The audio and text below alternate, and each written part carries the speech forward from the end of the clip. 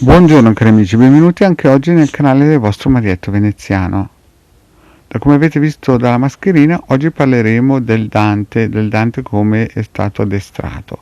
Però ripeto, queste cose sono storielle di corridoio, favole che si raccontano in giro su questo Dante. Io non mi prendo la responsabilità di dire che sono vere perché io a queste cose non ci credo, lo sapete. Comunque si racconta che il Dante fosse figlio, cioè che il nonno del Dante fosse un militare di alto grado, che il padre chiaramente aveva preso la strada del nonno ed era anche lui un militare di alto grado e che da giovane il Dante, piccolino, verso 5 anni, fosse stato arruolato dal padre. Però questa qui è una storia di fantasia, nel senso che sono cose che si raccontano nei bar di questo Dante qui. Però adesso vi voglio proprio raccontare invece cosa mi ha raccontato il Dante l'altro giorno. Praticamente stavo andando in giro in moto, vedo uno che sbraccia in piazza, dico ma chi è quello che sbraccia? E il Dante mi dice vuoi un caffè Marietto? Il Marietto quando sente che qualcuno offre un macchiato lungo è sceso dalla moto, ha lasciato il casco e via. Sono andato al bar e gli dico ciao Dante, come stai? Il Dante era tutto contento, mi voleva raccontare un'altra favola. Io chiaramente sapete, faccio giurin giuretto, dico Dante, le cose che tu mi dici non le dirò mai a nessuno. E Dante, come al solito, mi dice, lo so, potrei mettere la mano sul fuoco del mio vicino, ma so che tu sei una tomba. Bravo Dante, gli dico. E il Dante ha iniziato a raccontarmi, mi ha raccontato della guerra. E io dico, ma Dante, ma di che guerra stai parlando? E il Dante mi ha detto della seconda guerra mondiale. E infatti dico, quindi di guerre non le vedo mica Dante. Infatti lui mi ha detto che finita la seconda guerra mondiale, ufficialmente nel 1945, non è che è finita tutto in un fiato, cioè tutti hanno chiuso le luci, è finita, andiamo in pace, tutti hanno fatto come si suol dire la pasta asciutta insieme e via dicendo.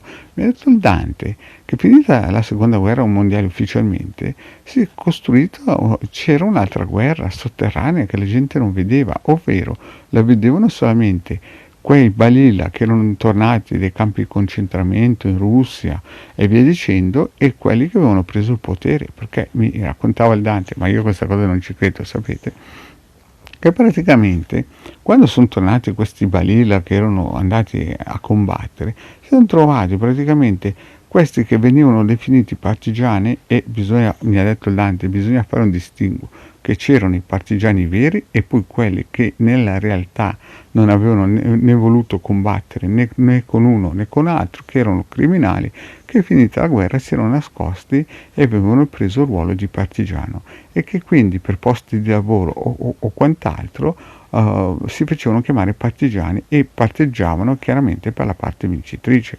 Quindi mi ha detto il Dante, quando sono tornati i balilla dai campi di concentramento della guerra, esausti di aver sopportato una guerra e averla persa, si sono ritrovati questi partigiani, che non erano poi partigiani, a capo delle loro case, delle loro mogli, avevano fatto un disastro immenso. E allora questi balilla, mi ha detto il Dante, hanno istituito un servizio segreto parallelo.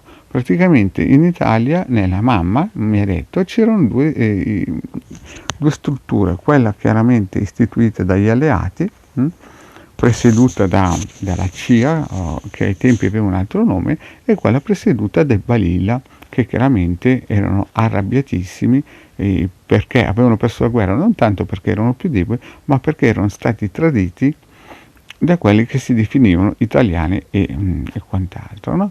E allora il Dante, ma io queste cose, ripeto, faccio il giro in giuretto, queste cose non ci credo mica. Il Dante lo lascio parlare perché sapete che è un tipo che gli piace aprire la bocca, però queste cose qui mica ci credo. Beh, comunque il Dante mi è venuto a raccontare una cosa pazzesca, che ripeto non ci credo, però mi piace raccontarmela.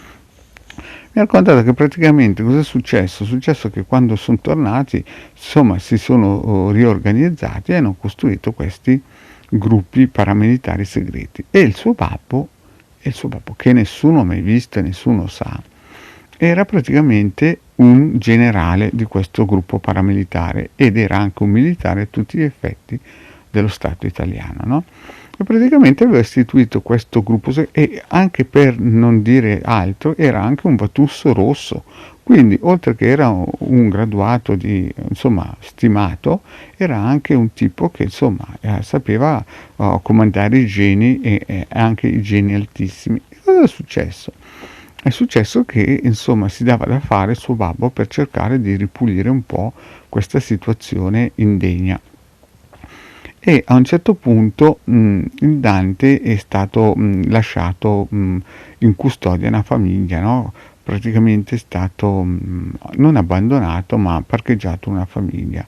Questa famiglia viveva in un paese dove c'era una fabbrica dei sogni e questa fabbrica dei sogni era stata presa in mano dai servizi segreti, in mano agli alleati. Perché? Perché questa storia poi Dante me l'ha raccontata un'altra volta, però io qui non la racconto, però in altre parole i servizi segreti prendevano informazioni da chi andava a giocare in questa fabbrica dei sogni, con modi non certamente sempre legali. Ma questa storia fa parte di un'altra storia. Però cosa succede? Verso gli anni 60-70 questa struttura, questa fabbrica dei sogni, era in mano a un gruppo di criminali, diciamo così, che avevano visto che i servizi segreti avevano bisogno di loro e praticamente cosa facevano? Li appoggiavano, cioè praticamente questi criminali che si definivano partigiani ma che non erano partigiani perché i veri partigiani queste cose non le facevano, praticamente cercavano di mettere un po' tranquilli i balilla che tornavano dalla guerra e praticamente gli offrivano dei posti di lavoro e poi quando questi tizi andavano a lavorare in questa casa dei sogni li prendevano e poi potete immaginare cercavano di sistemare i conti.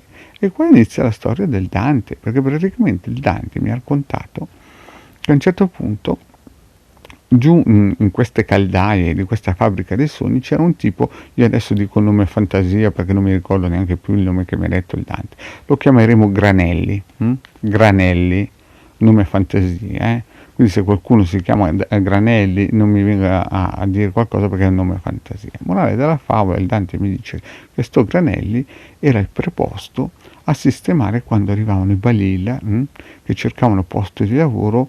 Il sindaco praticamente di questo paese li faceva arrivare, gli diceva vai giù in caldaia dal Granelli, perché bisogna dire un'altra cosa. Il sindaco era stato un capitano dei balilla durante la seconda guerra mondiale. Appena persa la guerra, mi ha detto il Dante, si era subito convertito al vincitore, era subito corso in soccorso al carro del vincitore e quindi aveva credito tra i balilla. Però quando andavano in questa caldaia a chiedere posto di lavoro, il Granelli a questi giovani che avevano combattuto per 5 anni magari in Russia o in vari posti teatri di guerra, venivano sistematicamente azzerati con delle torture tremende. Che cosa è successo? È successo che venne a saperlo il papà del Dante.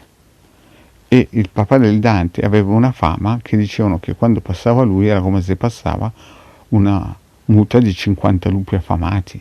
Quindi tutti avevano paura del papà del Dante. E cosa è successo? Il papà del Dante però in quel periodo aveva altre cose a pensare, cose più importanti, no? E quindi non poteva andarci lui. E allora ha detto, mando il Dante. Il Dante è andato giù a parlare con sto Granelli e morale della favola, la storia, il Dante me l'ha fatta corta. Per 5 anni, ogni mercoledì, il Dante andava giù a parlare al Granelli e il Granelli lo massacrava di botte. Praticamente l'avevano schiavizzato, no? Anche perché ai Granelli gli era stato raccontato che il papà del Dante fosse morto. E quindi il Granelli, con la compiacenza del sindaco, che un nome fantasia che si chiamava Felice, bombardavano di legnate da mattina a sera al mercoledì, perché era il giorno che era a casa da scuola, il povero Dante, che praticamente era diventato un punching ball, di tutto e di più gli avevano fatto a questo povero Dante. E qui la faccio corta. Cosa è successo? È successo che praticamente dopo 5 anni, 5 lunghissimi anni, che praticamente è una guerra mondiale, a un certo punto il Granelli capì la fortuna che aveva avuto. Si rese conto che il papà del Dante non era mai morto ed era vivo ed era venuto a ritrovarlo a trovare il Granelli per ringraziarlo per le cure che aveva dato suo figlio. Morale della favola, io qui la faccio corta perché Dante mi ha raccontato nei minimi dettagli la cosa. Dopo un anno di cure del papà del Dante, al Granelli gli era rimasto un occhio e un braccio. Infatti il papà del Dante il Dante non riusciva a capire perché il papà del Dante gli avesse lasciato solo un occhio, cioè lui pensava che gli toglieva tutti e due gli occhi, ma però il papà del Dante è stato buono perché gli ha lasciato un occhio. Sapete perché? Mi ha raccontato il Dante che gli ha lasciato un occhio e un braccio, prima il braccio per muoversi con la sedia a rotelle, visto che non aveva più neanche le due gambettine, ma gli aveva lasciato l'occhio per vedere quello che poi il Dante avrebbe fatto al figlio del Granelli, visto che avevano la stessa età. Infatti gli ha portato lì davanti il figlio e gli ha detto: adesso guarda la medicina che tu facevi ai Balilla quando tornavano e che hai fatto a mio figlio per 5 anni. E così la storia è finita lì. Il Granelli da quel giorno lì poi dopo è andato in pensione, contento di aver servito quel gruppo di birichini che facevano i dispetti ai Balilla quando tornavano dai campi di guerra. Bene, cari amici, questa è una storia fantasia, chiaramente non dovete credere a niente di quello che vi dico, ma l'addestramento del Dante era su questi ritmi qui, mi ha raccontato. Io chiaramente non ci credo, però mi piace raccontarla. Grazie cari amici e alla prossima. E se non vi siete ancora iscritti al canale di Degale Marietto Veneziano, vi aspettiamo. Grazie e alla prossima. Ciao.